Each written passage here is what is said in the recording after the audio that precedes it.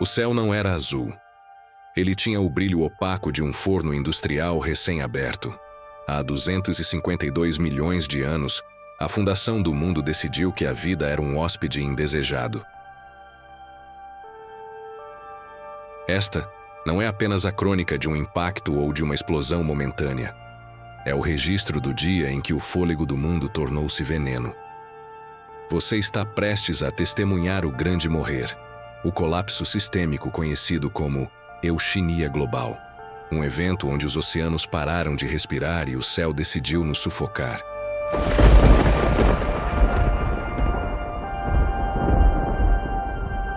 Nas estepes do que hoje chamamos de Sibéria, a crosta terrestre não apenas cedeu, ela foi violada por um oceano de rocha líquida vindo das profundezas. Não imagine um vulcão solitário. Imagine uma ferida aberta do tamanho de um continente, sangrando lava e enxofre sem interrupção por 1 milhão de anos.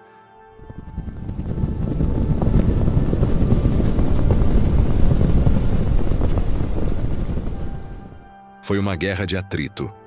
De um lado, a biologia frágil, do outro, a química bruta do planeta.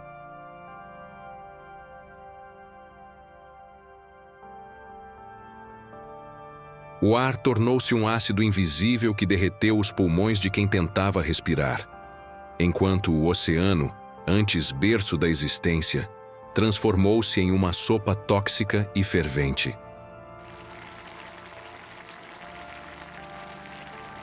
« 96% de tudo o que nadava, rastejava ou florescia foi apagado.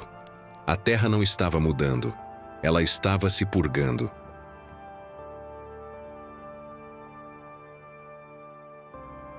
Antes do colapso, o período Permiano era o triunfo da ordem sobre o caos. O supercontinente Pangeia estendia-se de polo a polo, um império de desertos vermelhos e pântanos férteis.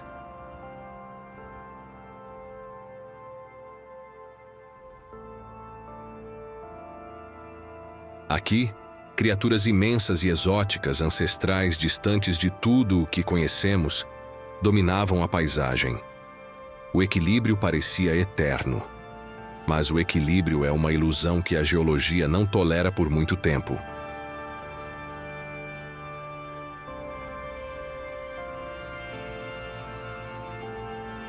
Abaixo da Sibéria, o manto terrestre entrou em convulsão.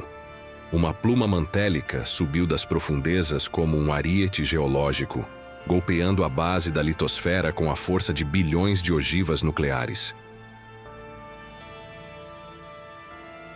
A crosta começou a se curvar e esticar, até que a elasticidade da rocha atingiu o limite da ruptura. O que se seguiu não foi uma erupção convencional, foi uma exumação. Rios de rocha líquida, o basalto incandescente, inundaram a superfície em volumes que desafiam a compreensão humana. Não eram poças de lava, eram províncias inteiras afogadas em fogo, as chamadas traps siberianas, cobrindo uma área equivalente a todo o território dos Estados Unidos. A física do desastre era implacável. À medida que a lava se espalhava, ela encontrava depósitos maciços de carvão e metano. O calor extremo cozinhou o subsolo, transformando a Sibéria em uma refinaria apocalíptica.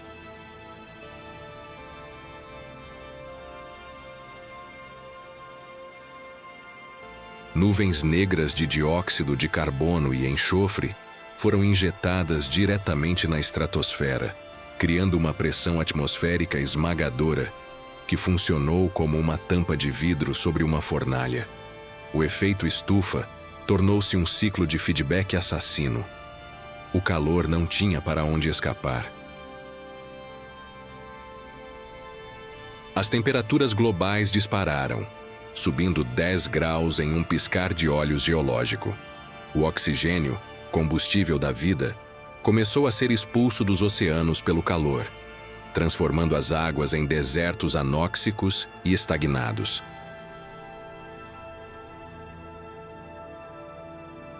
A Terra estava lutando. As correntes marítimas, os grandes motores térmicos do mundo, pararam de girar. Sem circulação, os oceanos tornaram-se câmaras de fermentação para bactérias produtoras de sulfeto de hidrogênio. Um gás invisível e letal começou a subir das profundezas, envenenando as costas e matando o que o calor ainda não havia alcançado.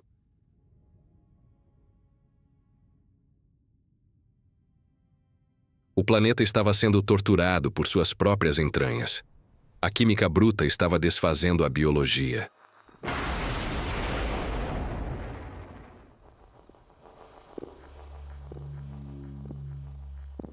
O ciclo do carbono, que antes nutria a vida, agora a sufocava. As chuvas tornaram-se ácido puro, corroendo as florestas e lavando os nutrientes da terra para o mar tóxico. Não havia refúgio.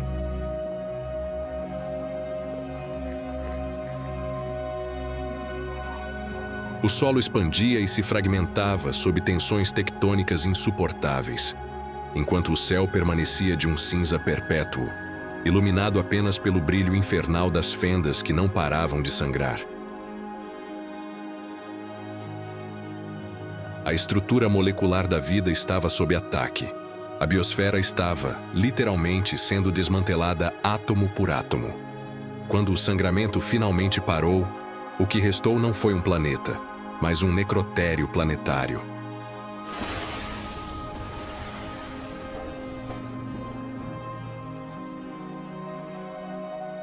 O silêncio que se abateu sobre a Terra era absoluto. Não era o silêncio de uma noite tranquila. Era o silêncio de uma orquestra onde quase todos os músicos foram executados. Imagine caminhar por milhares de quilômetros sem ouvir o zumbido de um inseto, o farfalhar de uma folha ou o chamado de um predador.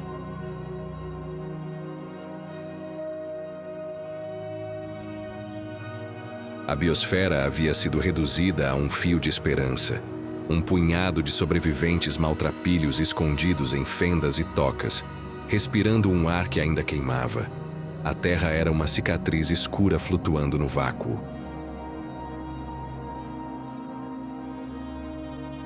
Mas é na anatomia dessa catástrofe que reside a ironia da nossa existência.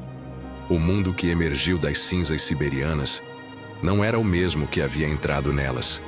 O grande morrer agiu como um filtro brutal, um funil evolutivo que eliminou os gigantes lentos do passado e abriu espaço para os ancestrais dos dinossauros e, eventualmente, para os mamíferos.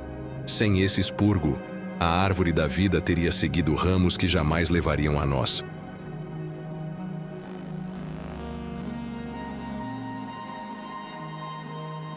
Geologicamente, a Sibéria nos deixou um testamento de pedra.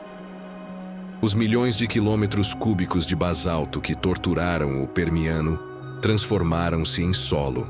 As reações químicas que quase fritaram o planeta alteraram a composição da crosta, criando depósitos minerais e de níquel que hoje sustentam a nossa tecnologia.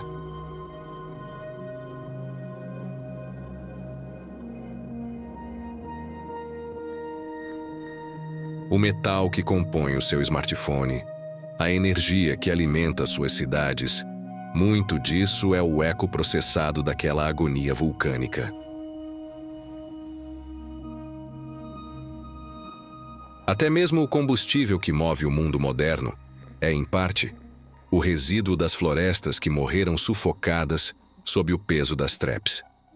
Vivemos sobre os escombros de um apocalipse. O conforto da nossa civilização é alimentado pelos restos mortais de um mundo que ruiu.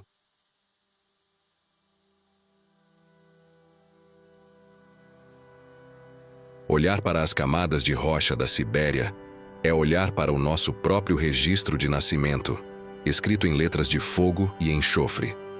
Somos os filhos do desastre.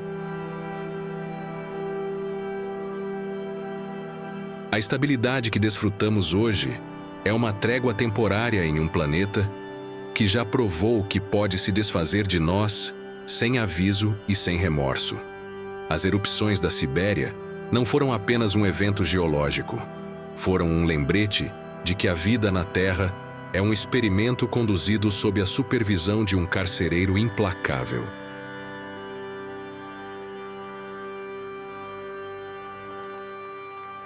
Nós caminhamos sobre o basalto resfriado, construímos cidades com os metais arrancados de suas feridas e respiramos o ar que ela, por pura sorte biológica, permitiu que se estabilizasse. Mas não se engane, a Terra não guarda lealdade a nenhuma espécie. O grande morrer nos ensina que o planeta não precisa de nós para continuar sua jornada pelo vácuo. Ele já se desfez de mundos inteiros antes mesmo de o primeiro de nossos ancestrais erguer a cabeça para olhar as estrelas.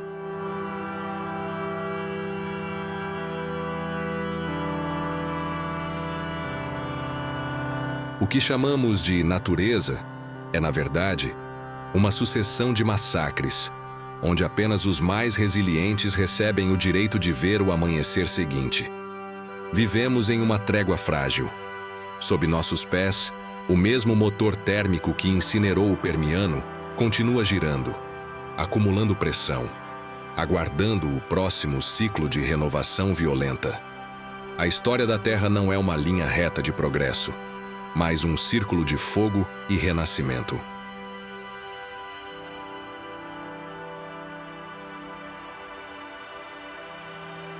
A Terra não é nossa casa.